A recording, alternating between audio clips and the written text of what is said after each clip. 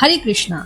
भगवद गीता यथारूप अध्याय 4 दिव्य ज्ञान श्लोक संख्या 26। इनमें से कुछ विशुद्ध ब्रह्मचारी श्रवणादि क्रियाओं तथा इंद्रियों को मन की नियंत्रण रूपी अग्नि में स्वाहा कर देते हैं, तो दूसरे लोग नियमित गृहस्थ इंद्रिय विषयों को इंद्रियों की अग्नि में स्वाहा कर देते हैं। तात्पर्य: मानव जीवन के चारों आश्रमों के सदस्य ब्रह्मचारी, गृहस्थ, वानप्रस्थ तथा सन्यासी पूर्ण योगी बनने के निमित्त है। मानव जीवन पशुओं की भांति इंद्रिय तृप्ति के लिए नहीं बना है। अतएव मानव जीवन के चारों आश्रम इस प्रकार व्यवस्थित हैं कि मनुष्य आध्यात्मिक जीवन में पूर्णता प्राप्त कर सके। ब्रह्मचारी या शिष्यगण प्रामाणिक गुरु की देखरेख में इंद्रिय तृप्ति से दूर रहकर मन को वश में करते हैं। वे कृष्ण भावनामृत से संबंधित शब्दों को ही सुनते हैं। श्रवण ज्ञान का मूलाधार है।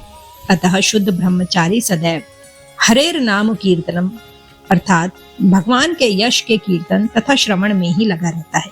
वह सांसारिक शब्द ध्वनियों से दूर रहता है और उसकी श्रवण इंद्रिया हरे कृष्ण की आध्यात्मिक ध्वनि को सुनने में ही लगी रहती है। इसी प्रकार से गृहस्थ भी, जिन्हें इंद्रिय तृप्ति की सीमित छूट है, बड़े ही संयम से इन कार्यों को पूरा करते हैं। यौन जीवन, मादक द्रव्य सेवन और मांसाहार मानव जीवन की सामान्य प्रवृत्तियां हैं, किंतु संयमित गृहस्थ कभी भी यौन जीवन तथा अन्य इंद्रिय तृप्ति के कार्यों में अनियंत्रित रूप से प्रवृत्त नहीं होता। इसी उद्देश्य से प्रत्येक सभ्य मानव समाज में धर्म विवाह का प्रचलन है। यह संयमित अनासक्त यौन जीवन भी एक प्रकार का यज्ञ है, क्योंकि संयमित गृहस्थ उच्चतर दिव्य ज्ञान के लिए अपने इंद्रिय तृप्ति की प्रवृत्ति की आहुति कर देता है। श्लोक संख्या 27।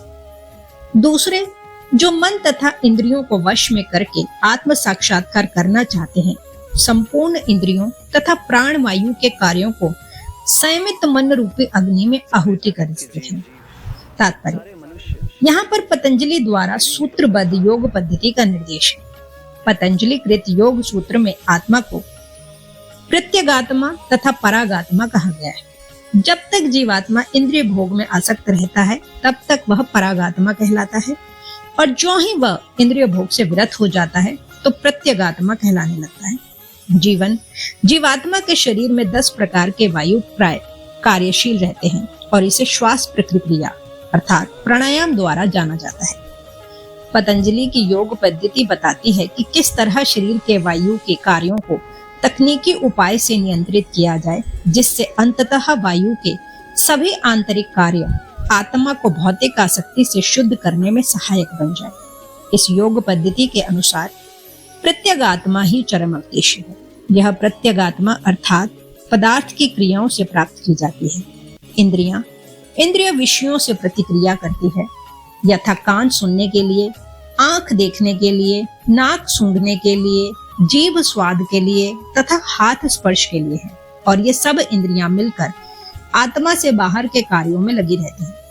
ये ही कार्य प्राण वायु के व्यापार क्रियाएं हैं।